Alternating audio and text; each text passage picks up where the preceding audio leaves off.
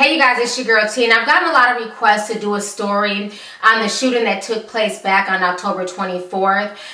It happened in Washington State. It happened at a high school. The shooter's name was Fryberg, and he was 15 years old. And basically what happened is that it was during lunchtime, and he had called his cousin. His cousin's name was Andrew Fryberg. He called his cousin and about 3 other girls to come into the cafeteria with him. And then at that point in time, he pulled out a gun and he just shot them all in their backs.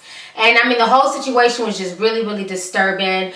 They're saying that if it wasn't for one of the teachers stepping up and going to go confront him, he possibly could have killed more kids. But the teacher ended up grabbing his arm, and with his free arm, he took the gun and he basically shot himself in the head, and he ended up killing himself. So this was a really big tragedy that took place in Washington State. I'm going to go ahead and play you guys a news clip right now, and I'm going to come back with the rest of my commentary. Developments tonight in another school shooting. The teen shot by his cousin at a Seattle area high school has died.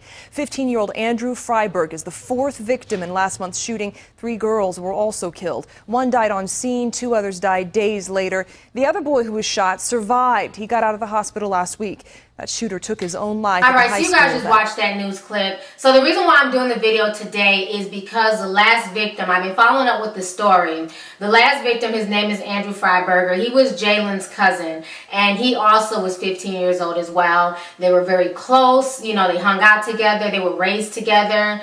Supposedly they got into some type of argument a few weeks before this. And now poor Andrew has succumbed to his injuries, and he's died 2 weeks after the fact.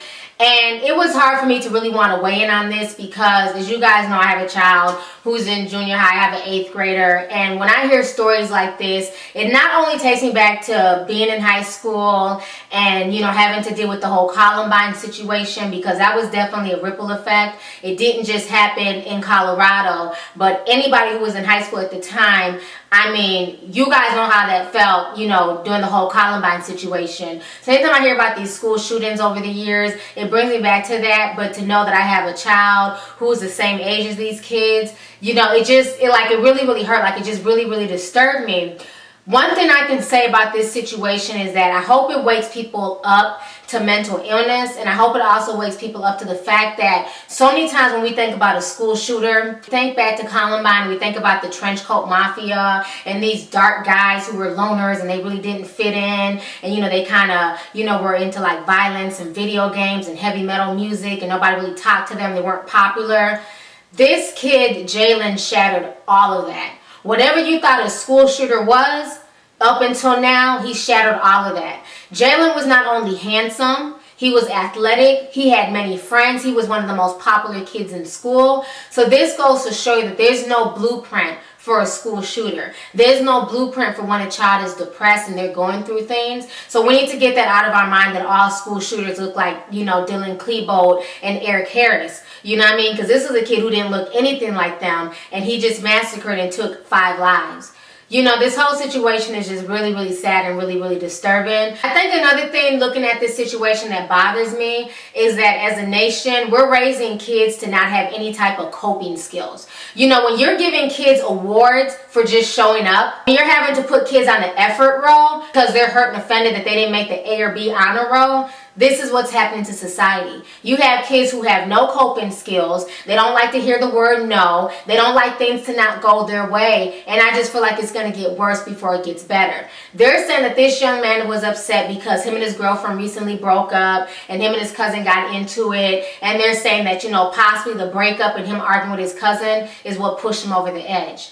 And it's like, you know what? How many fights did we have as kids growing up with our family members, with our friends? How many times were we dumped, played, cheated on, and everything else, but somehow we were able to cope and bounce back? You know, we're raising a whole generation of kids who just need instant gratification. They need a constant pat on the back. They need to be told that they're just so wonderful, even though they're shitty students. You know, the teachers can't tell them nothing because the parents will go off on them. If you tell them that their child is a brat, then there's something wrong with you and you're just mean. And I just think a lot of kids are just being raised to not be able to cope with just normal everyday stresses of life. You know, nobody's life is perfect. We all went through all types of heartaches and hardships and things like that. And, you know, for the most part, this kid wasn't homeless. You know, for the most part, this kid didn't go without anything. But he felt that his situation with his ex-girlfriend and his argument with his cousin or whatever else warranted this type of response. And it's really, really sad because we're seeing more and more of this, you know, where you can't tell these kids anything without them lashing out. Just like when I did the video about that student where, you know, she refused to give her cell phone up, and it got to a point where the police had to be called and she had to be physically restrained over her cell phone. Then we did the other video about the other student who got into it with her teacher because the teacher told her to get off the cell phone in the middle of the class, and she started throwing around chairs and desks, and then she went to attack the teacher, and finally the teacher beat her ass. And this is what I'm getting from a lot of these stories and a lot of these situations, is that we're failing as not only parents and educators, but also as a community. We have too many kids who are the ones leading the community as opposed to stepping back and being children. You know, so this whole situation is just really sad. It just broke my heart to know that this last child died and that this was the cousin. So I definitely feel bad for the family, because not only is the family having to deal with the fact that the kid was the shooter, but that this kid also shot the cousin. So this is two family members, two sets of families that have been affected by this tragedy, not including the other people's families who were affected as well. So this whole situation is sad. There's no winners in this, you know. And I do feel like mental illness is a real thing. And I do feel like, you know, we need to pay closer attention to not only our kids, but our kids' friends. You know, pay attention, you know, to kids, like if their moods start changing, if one moment they're happy and then the next moment, you know, they're just depressed, they just see everything is bad and, you know, not worth it anymore. You know, I think we just have to have a dialogue with a lot of these kids and let them know that they're going to have failures. You're going to go through breakups. You're going to have heartache. You're going to go through things. That's what makes you human. That's part of living this human existence called life. It's sad that so many kids just simply do not know how to cope with life. And I just think that this is one of those situations where he just couldn't cope anymore, and he thought this was the only way out. And this is just really unfortunate. He decided to take other innocent children out with him. I mean, those girls were beautiful. They had their whole lives ahead of them. And like I said, the story just really bothered me, because when I look at these kids, I see my son, I see their friends, I see, you know, my neighbors. I see everyone in this situation. I just think it's just really, really sad and really, really disturbing.